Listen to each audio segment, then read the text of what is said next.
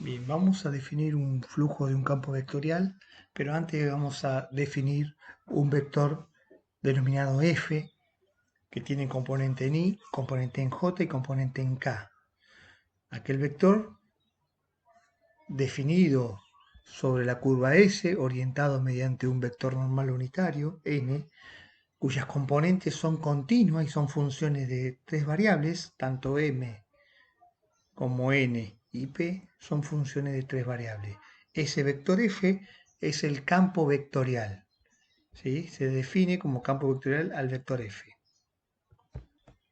Bien, y se va a definir el flujo de un campo vectorial a través de una superficie S a la integral doble del producto escalar entre dos vectores, el campo vectorial f y el vector normal unitario por diferencial de S.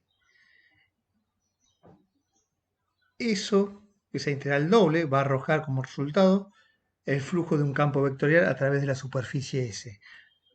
Los límites de integración de esta integral doble van a surgir de la superficie S, ¿sí? Bien, ahora como caso particular,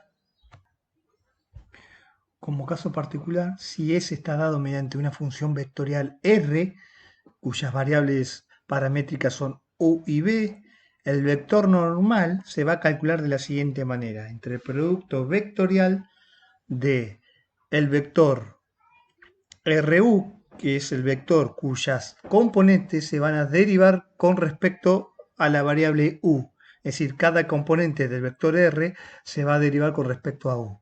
Ahora bien, eso va a ser el vector RU y el vector RB va a ser el vector cuyas componentes se van a derivar con respecto a b corta, ¿sí? A la variable b corta.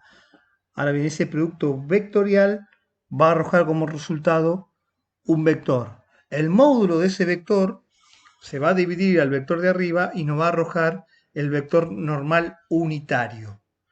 Teniendo en cuenta el vector normal unitario, nos va a quedar de la siguiente manera. La función, el campo vectorial va a quedar en función de R, del vector R, y en lugar del vector normal colocamos el resultado por el diferencial de área, dado que diferencial de S es diferencial de área dividido el módulo del vector RU vectorial RB. Es decir, esta parte cuando se multiplica se simplifica y me queda directamente el producto vectorial por el diferencial de área. Acá se puede ver diferencial de S es el módulo de RU vectorial RB, ¿sí? Por el diferencial de área, cuando yo lo multiplique por el vector normal unitario, se simplifican los módulos y nos queda el vector que es el producto vectorial entre estos dos vectores por el diferencial de área. Y ahí nos queda la integral doble para calcular el flujo de un campo vectorial sobre la superficie S. Bien. Bien, ahora vamos a hacer práctica para poder entender este tema.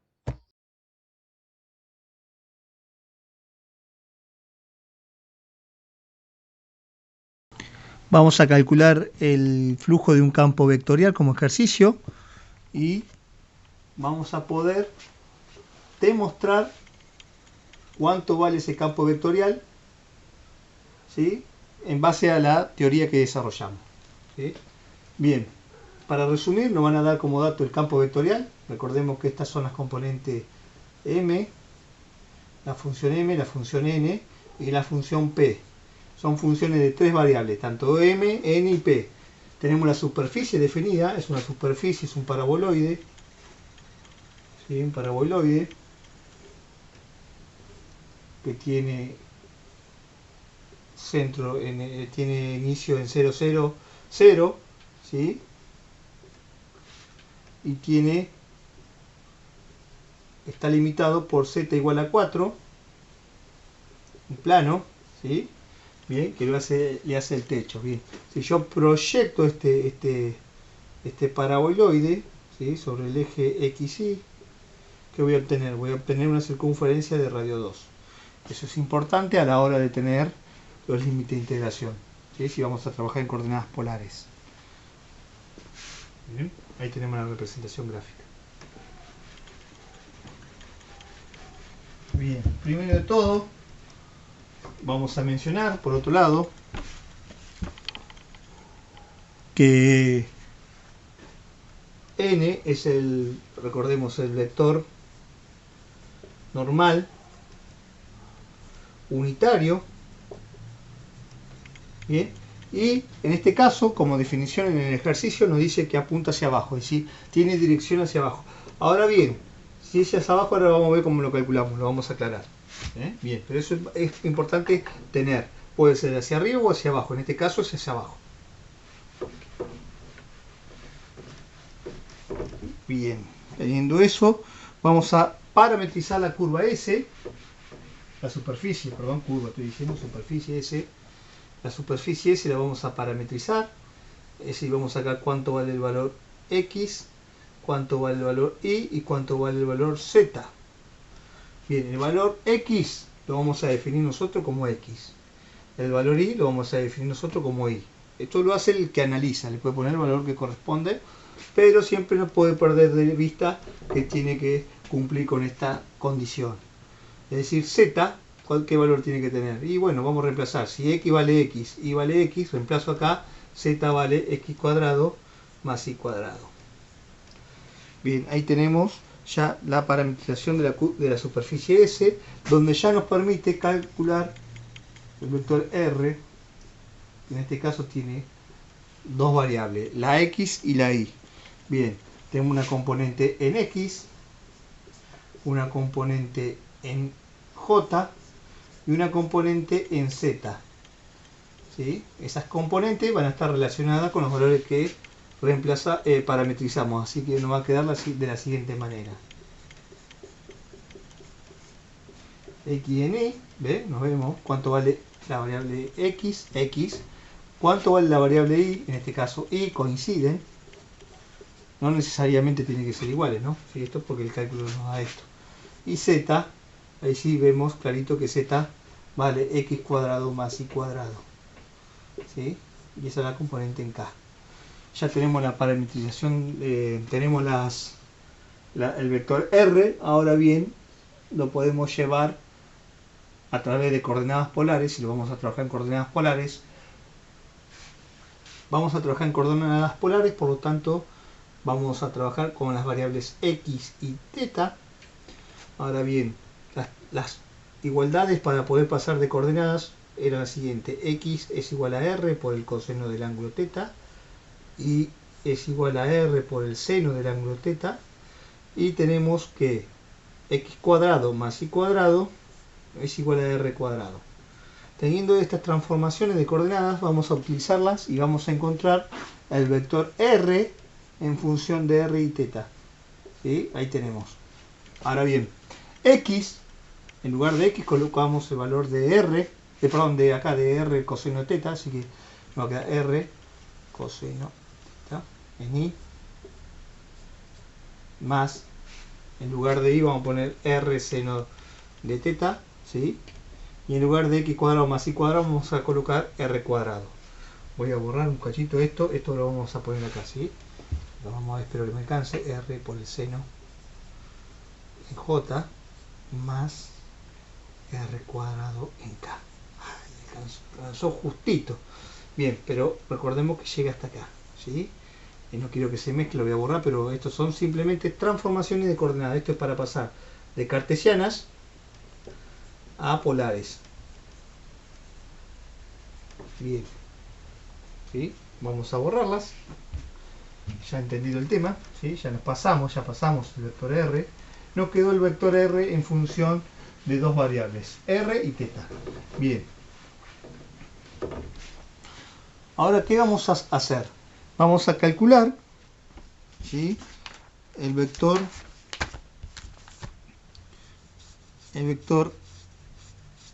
normal, n.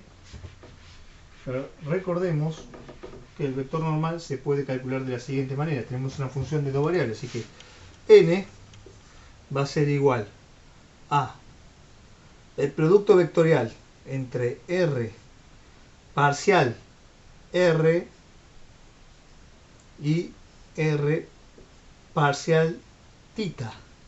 Es decir, cada uno de estos vectores se van a derivar con respecto a R en las componentes que correspondan, es decir, en todas, en I, en J y en K. Ahora lo vamos a hacer. Y acá vamos a hacer el vector Rθ, que es la derivada parcial de cada componente con respecto a θ, ¿sí? A θ. Y ahí vamos a obtener estos dos vectores. Hacemos el producto vectorial y obtenemos esta parte de arriba. Para que sea unitario vamos a dividirlo por su módulo. El resultado de eso lo vamos a dividir por su módulo. Y ahí tenemos el vector unitario. N tiene el módulo igual a 1. ¿Sí? De esta manera. Y ahí podemos resolver. Así que vamos a empezar a trabajar para encontrar R, es decir, derivada parcial de R, y R parcial θ. Calculamos R con respecto a R. Y ahí sí vamos a encontrar las derivadas parciales de cada componente. Acá con R va a ser coseno de θ en I más seno de θ en J más 2R en K. ¿Sí? Ahí hicimos la derivada de R con respecto a R. Ahora vamos a hacer R con respecto a θ y ahí nos queda menos R seno de θ en I más R coseno θ en J más 0 en K. ¿Sí? Porque no tenemos ninguna variable θ. Ahí está. Nos quedan esas dos vectores que tenemos que calcular ahora. Es decir, tenemos que resolver este producto vectorial primero. ¿Sí? Bien, vamos a resolver ese producto vectorial. Para eso vamos a colocar las componentes en I, en J y en K,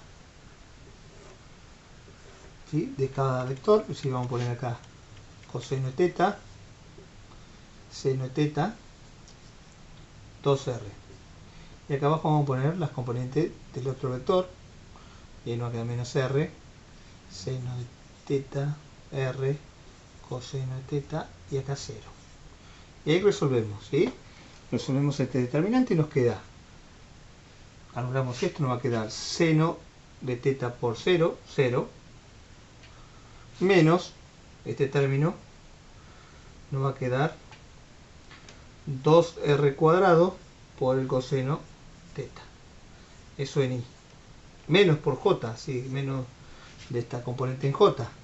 Nos queda el coseno de θ por 0, 0, menos este término por este término que nos queda con este signo menos, más 2R cuadrado del seno de θ. Eso nos queda en J, más la componente en K. Así que tenemos que poner, anular esta columna y esta fila, lo hago porque es la última, si no nos queda el coseno R por el coseno cuadrado de θ, más, es decir, sería menos, pero menos por esto que está acá, pero este signo negativo de este término no hace positivo, así que nos queda R seno cuadrado de θ. Esto en K.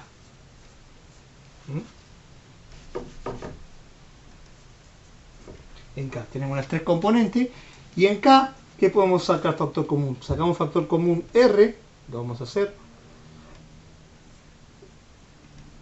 Lo coloco fuera. Y esto que está acá nos queda coseno cuadrado de θ más seno cuadrado de θ nos queda que es 1, por lo tanto nos queda, esto nos queda que es 1, perdón, 0 estoy diciendo cualquiera, 1. Y 1 por R es R. Así que nos queda las componentes como están ahí. Ahora le damos un poquito de orden y seguimos trabajando. Nos falta calcular el módulo de este vector para calcular n. Recordemos que n es el producto vectorial entre estos dos vectores, que son los que calculamos recién, dividido su módulo, que ahora lo vamos a calcular. ¿Sí? Tengo que calcular el módulo de esto y vemos el vector normal unitario. Así que ahora vamos a calcular el módulo.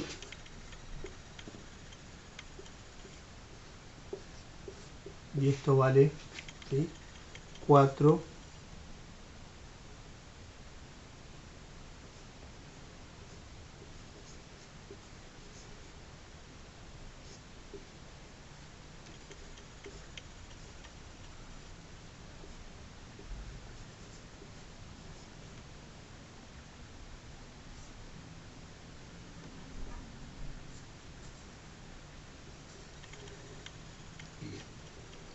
Ahí lo tenemos.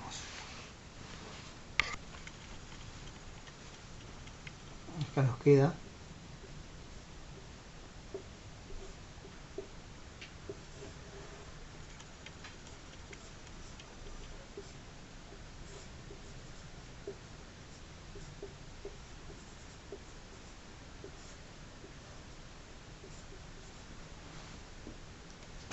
y esto nos queda 1, por lo tanto esto nos va a quedar como valor la raíz cuadrada de 4r cuarta más 1, ¿sí? Ahí tenemos el valor del módulo. Bien, dividido este producto vectorial nos queda el valor de n, ¿sí? Bien, ya lo vamos a escribir.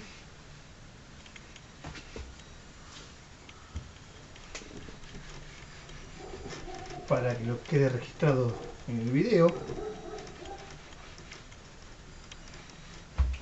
Y cómo se calcula el vector normal unitario, ¿sí? Vector normal unitario, n, va a ser igual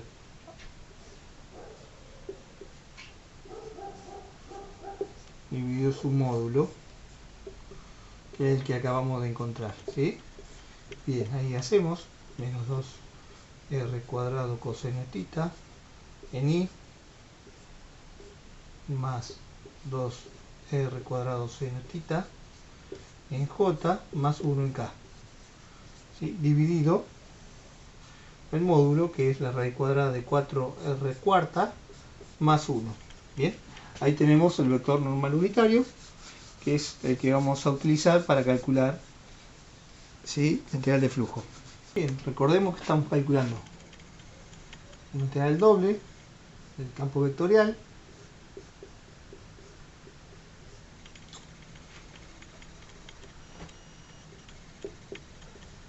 ¿sí?, por el vector normal unitario por el diferencial de S. Bien, si nosotros reemplazamos, nos queda el campo vectorial. El vector unitario vamos a poner que era el producto vectorial entre el vector R de R, ¿sí?, que lo calculamos ya,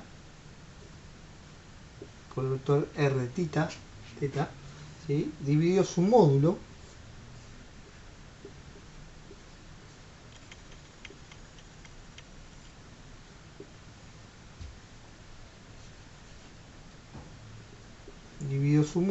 para que sea unitario, ¿sí? Y el diferencial de S se puede escribir como el producto vectorial entre el módulo del producto vectorial de R derivado con respecto a R derivado con respecto a tita, ¿sí?, por el diferencial de área. Ahora bien, cuando yo reemplace el diferencial de S por este valor, me va a quedar de la siguiente manera.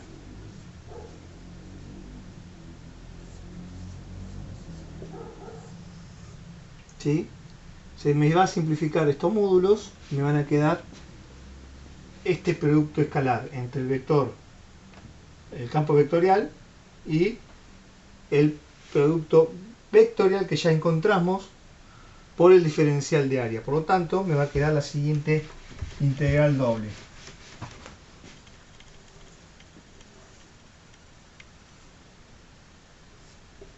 Campo vectorial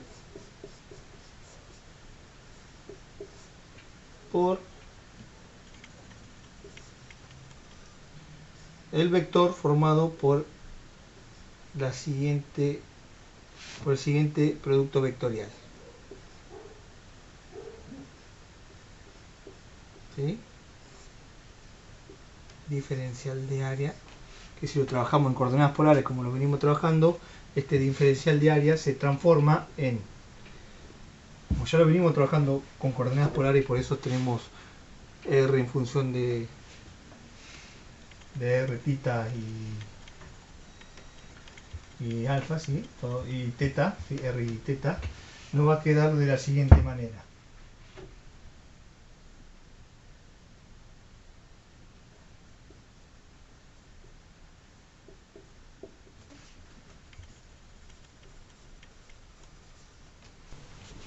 Bien, el campo vectorial lo vamos a pasar en función de r y tita, así que i va a ser igual a r por el seno de teta, ¿sí? En i, menos x, que va a ser r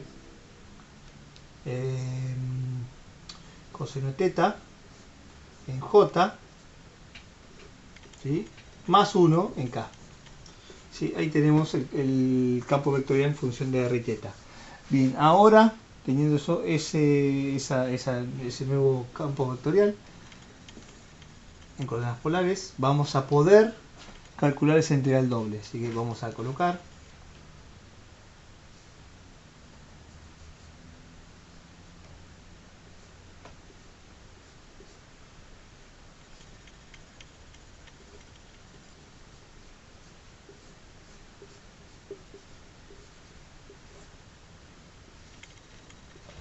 este es el vector, el campo vectorial escalar, ¿sí?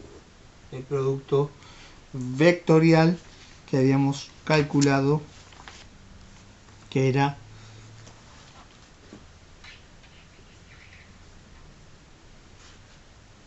menos 2r cuadrado por el coseno de teta en i menos 2r cuadrado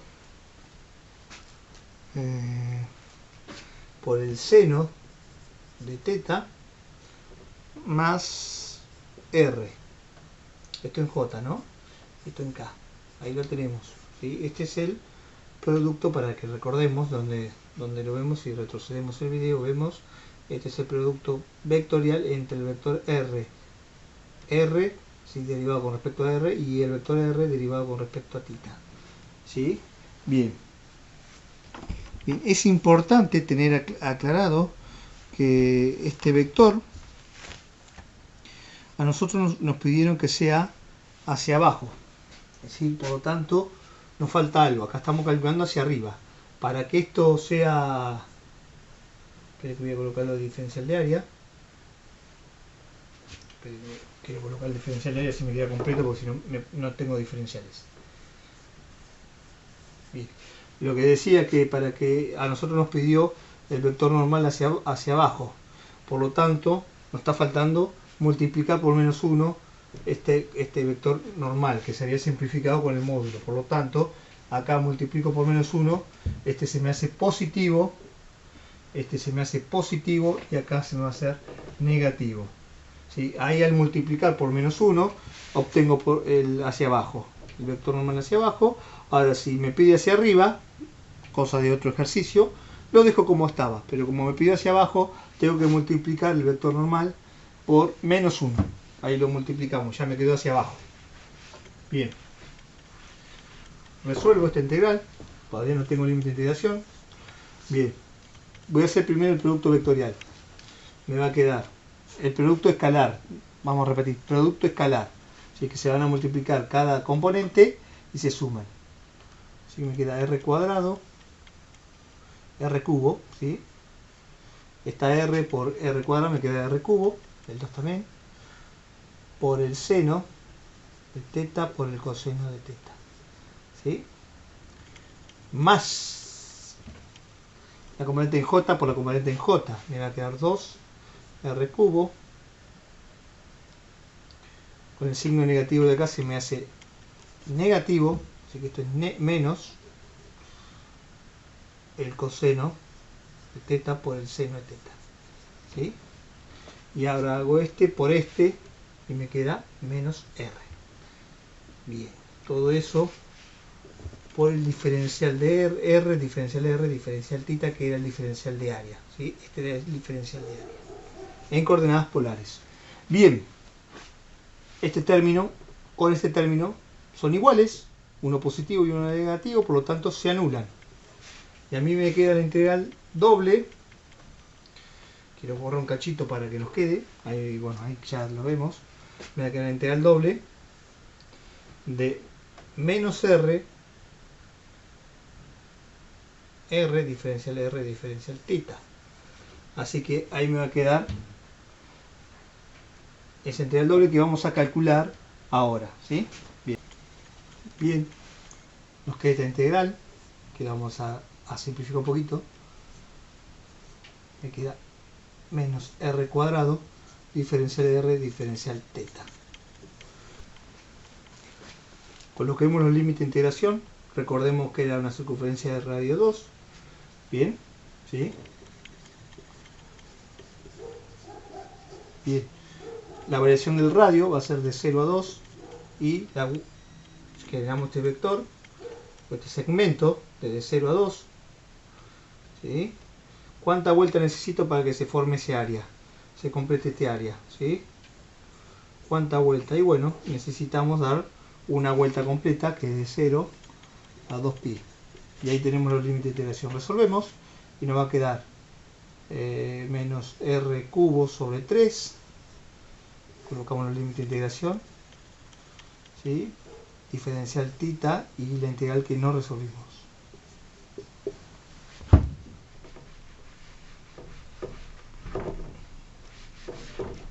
Bien, ahí nos queda la integral doble, perdón, la integral de 0 a 2pi.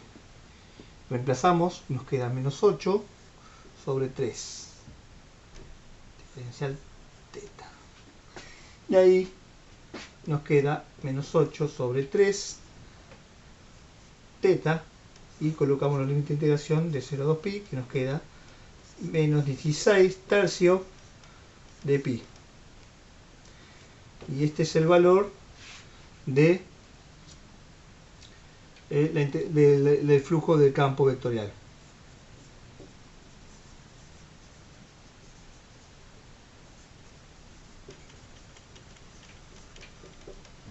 Bien. Bien, ahí está. Nos quedó este resultado. Ahora vemos bien prolijamente cómo nos quedaría para que veamos qué es lo que calculamos, ¿sí? Simplemente porque fue muy largo y quiero dejar en claro qué es lo que calculamos para que grabemos ese concepto. Bien, borro cachito. Acabamos de calcular esta integral doble del campo vectorial por el vector normal unitario por diferencial de S. Bien, y esto nos dio menos 16 tercios de pi, que es el flujo de un campo vectorial. Bien, eso es lo que acabamos de encontrar.